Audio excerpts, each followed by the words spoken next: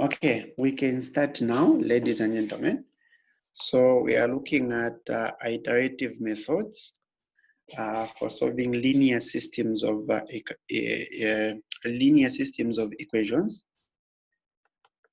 So these are also called indirect methods for solving linear systems of equations.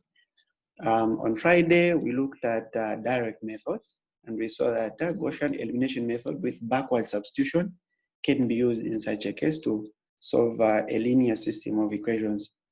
And we also saw that scaled partial pivoting can be used to avoid the rounding off error. Okay, so we looked at those two methods last week. So now let's talk about iterative methods or indirect methods. Okay, so in order for us to use this method, we need the initial approximation. Okay, we need to have the initial approximation. So the initial approximation will be denoted by capital X to power naught like that. You understand what capital X is. Last week we mentioned that this capital X will be the column vector, which will have those n components.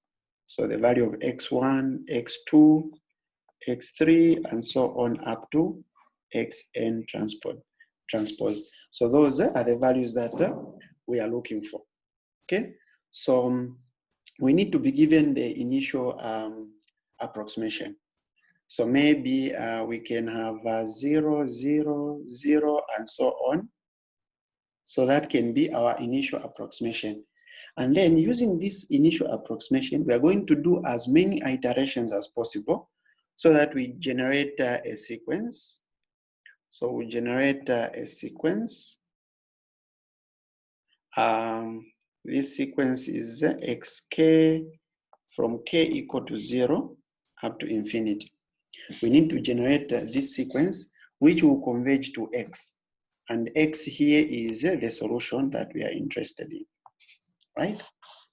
So we need to do that. So basically, when we are using the iterative method, any of the iterative methods we're going to consider, we just need to generate that sequence which should converge to the solution x, right?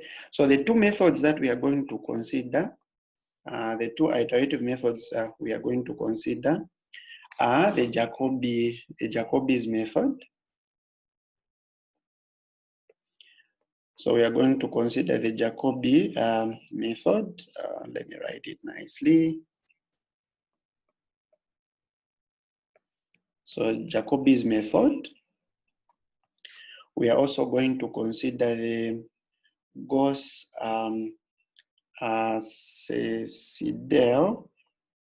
method. Okay. So Gauss and Seidel were German mathematicians. Of course, I'm not pronouncing this Seidel in the correct way. The way they pronounce it in German should be something like Sinel or something like that, but we're going to pronounce it in a Zambian way. So Gauss-Seidel method. So these two methods are the ones we are going to consider under iterative method.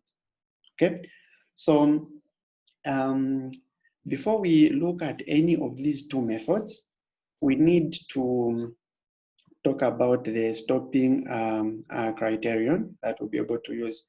Because like we said, as you generate this sequence X, and you can do as many iterations as possible.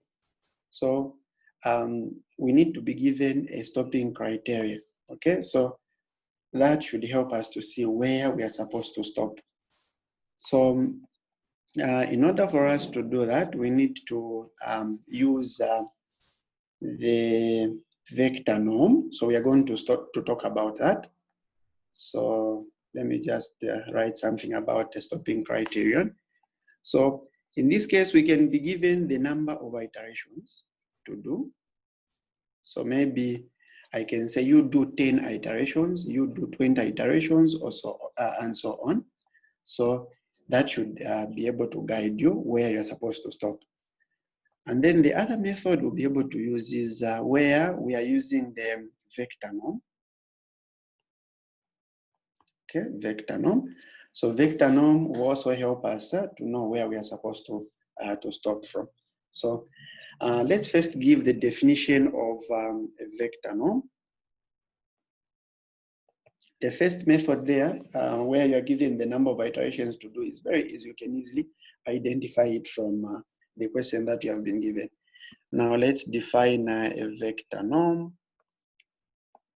Vector norm. So from here, we're going to talk about two special vector norms, which will be able to help us be able to determine the stopping criterion that we need to use for a particular question. Okay. So a vector norm is just a function. We usually denote it by that. This function comes from Rn to the set of real numbers, and it has the following properties. So what are these properties? They are about 4. So the first property is that the norm of x is greater or equal to 0. Okay, for each or for all x in the set of Rn, right? So it is always greater or equal to 0. And then the second property is that the norm of this x will be 0 if and only if this x is equal to 0. So if the column vector is 0, then I should be able to get the norm of x to be equal to 0. If it is non-zero, then it will be greater or equal to 0 by the first property. Okay, so let me move on to the next board. The third property of a vector norm is that if I have alpha times this column vector x, then the norm of that is just equal to absolute value of alpha times the norm of x. So this will happen for all or for each alpha in the set of real numbers, and for all x in Rn. Okay, and the fourth property is that if I have two column vectors, x and y, then the norm of x plus y is less than or equal to the norm of x plus the norm of y. Of course, this will happen for all x and y in Rn, right? So that's the definition of a vector norm, okay? And then we can talk about two special vector norms, like I mentioned. These will be able to help us determine the stopping criterion for a particular question. So the first one is the L2 norm and the L infinity norm. Okay, so these are defined as follows. The L infinity norm, or let me start with the L2 norm. So the L2 norm is given as follows. So we denote it in that way: norm of x under the L2 vector norm, and this should be equal to summation of xi squared then raised to power 1/2. Okay, so from here we can even talk about the L3 norm. So the L3 norm, maybe we'll be having this to power 3 and then this raised to power 3. Okay, but we won't talk about that. And then actually we can even show that this is a vector norm by showing that it satisfies those 4 properties that we talked about. So if you want, we can show that that is possible. In mathematics, we usually do that, but in numerical analysis, we'll just see how we can apply those. And then the L infinity norm will be defined as follows. So norm of x infinity will just be given as maximum of xi, okay, where 1 is less than or equal to I, less than or equal to n. Okay, so on Friday, you saw how we can find the maximum of some elements. And then we're able to use that, especially when we're looking at scaled partial pivoting. Okay. So these two are the L2 and L infinity norms that we can use to talk about the stopping criterion for a particular iterative method that we are using. Okay. So maybe we can give a simple example to just show how these two are used. Okay, given a column vector X as X1, X2, and so on up to Xn transpose. Okay, are we together so far? Any questions on what we have considered so far? Okay, but I think I've changed my settings here because some people are not muting their mics, so I'm the only one who can allow you to, who can unmute you and unmute you again. So I think, let me change my settings again here so that I allow people to ask questions on what we have considered so far. Any questions on what we have considered so far?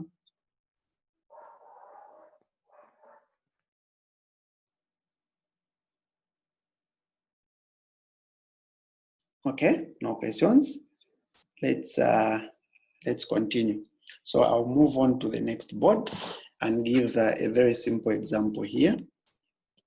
So this example says if I've been given this column vector as a -1, 1, 5, and -20, then I can find the L2 and L infinity norms.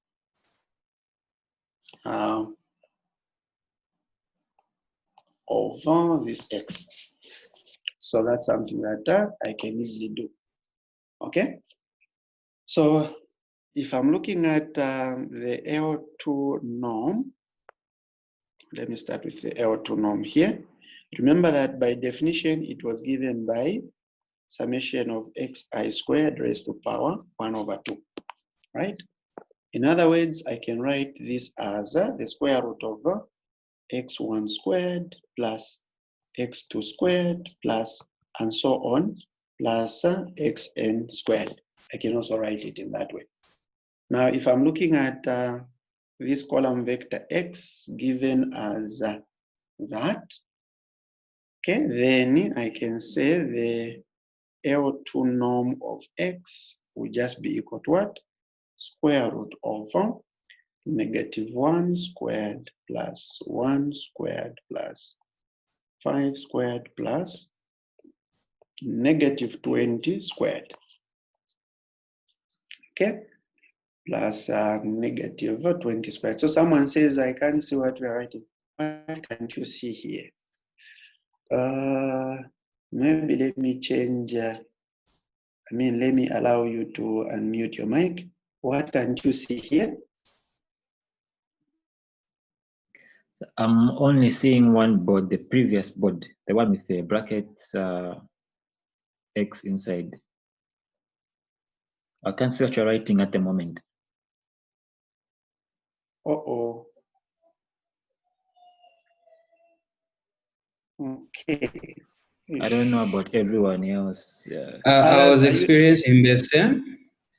I was experiencing the same, but when I just scroll down, I'm able to see what you're writing. Oh. I think it's the issue of network, like someone has said here.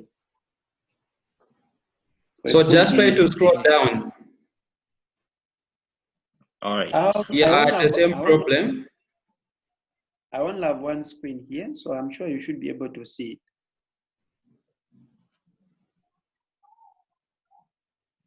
I'm just showing one screen here, so I'm sure you should be able to see it. Are you able to see it? It could be the issue of internet.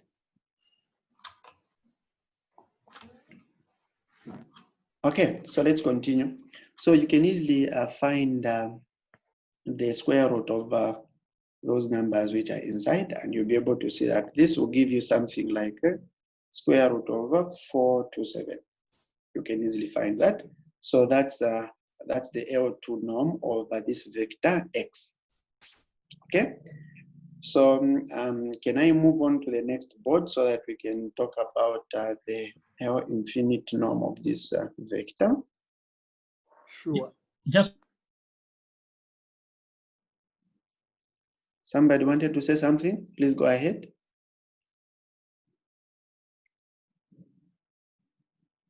Okay, let me move on to the next board. So if I'm finding the L infinite norm of this vector X, then this will just be equal to, according to definition, we said this will just be the maximum of xi, absolute value of xi. Okay, so in this case, I'm going to get the maximum of absolute value of -1, absolute value of 1, absolute value of 5, absolute value of -20. So you'll be able to see that the maximum here is just equal to 20. So that's the L infinite norm of this particular vector. Something very easy. So you'll be able to see that in most questions that I've given you in the notes, we are using the L infinite norm. Yeah, but if you want, we can also use the L2 norm as we do iterations. So that will help us to know where we are supposed to end as we do iterations. Okay, so let me give you another definition, which is talking about the subtraction of two vectors and then finding the norm of that subtraction. So if I've been given the column vector x, which is x1, x2, and so on up to xn, and I also have y, which will be equal to y1, y2, and so on up to yn transpose, then I can find the L2 norm of x minus y. Okay, so this will just be equal to, so this definition will be similar to the one we have talked about. So it will just be the summation of xi minus yi squared, then this raised to power 1/2. Okay.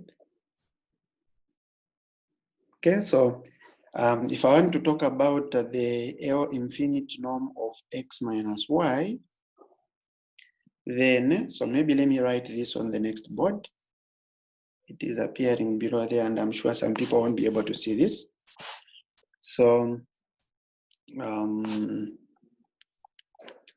L infinite norm of x minus y would just be equal to a maximum of absolute value of xi minus yi. Okay, of course, 1 is less than or equal to I, less than or equal to n. Okay, so especially this one, this is the one we are going to use as we talk about the stopping criterion for a particular iterative method. Okay, are we together so far, ladies and gentlemen? So the vector norm will just, okay, good. So let's start with the Jacobi's method. Jacobi's method. Okay, so remember we are still solving a linear system of equations. So this linear system of equation is given in this form: a11x1 plus a12x2 plus and so on, plus a1n xn equal to b1.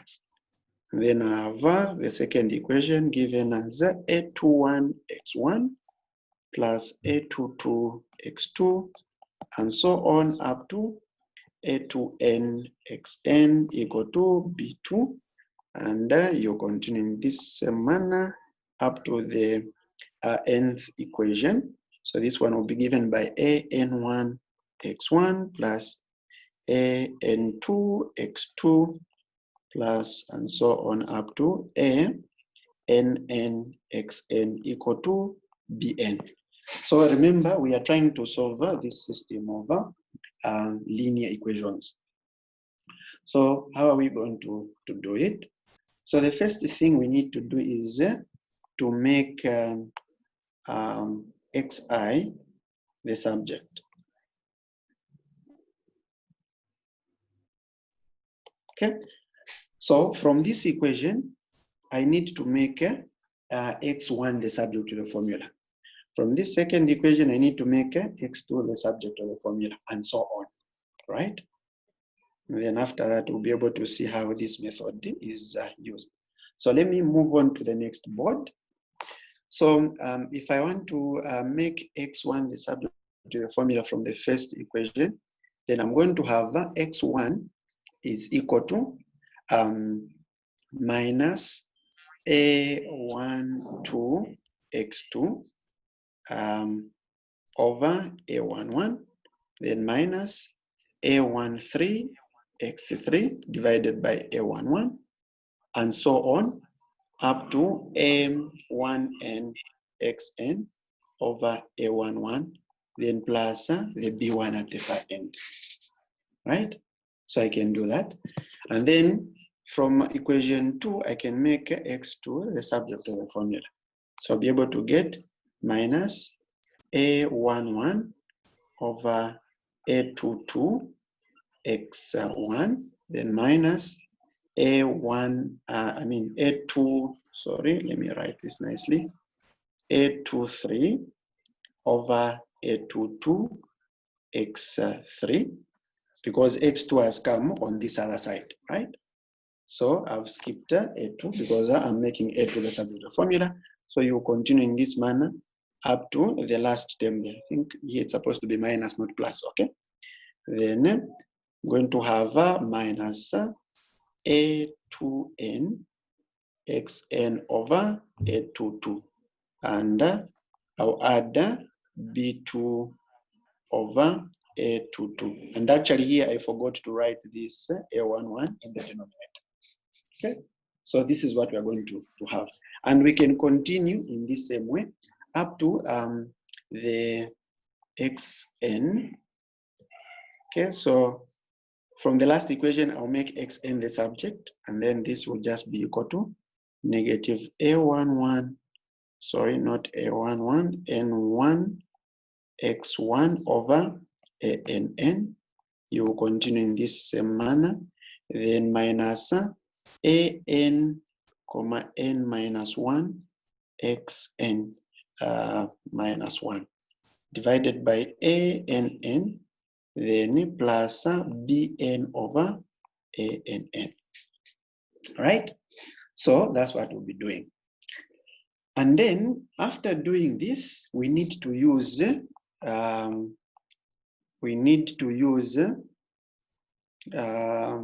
the initial approximation. Okay, so remember the initial approximation will be given by this. Maybe I'll use this notation to talk about the initial approximation. It will continue like that, transpose. Okay, so that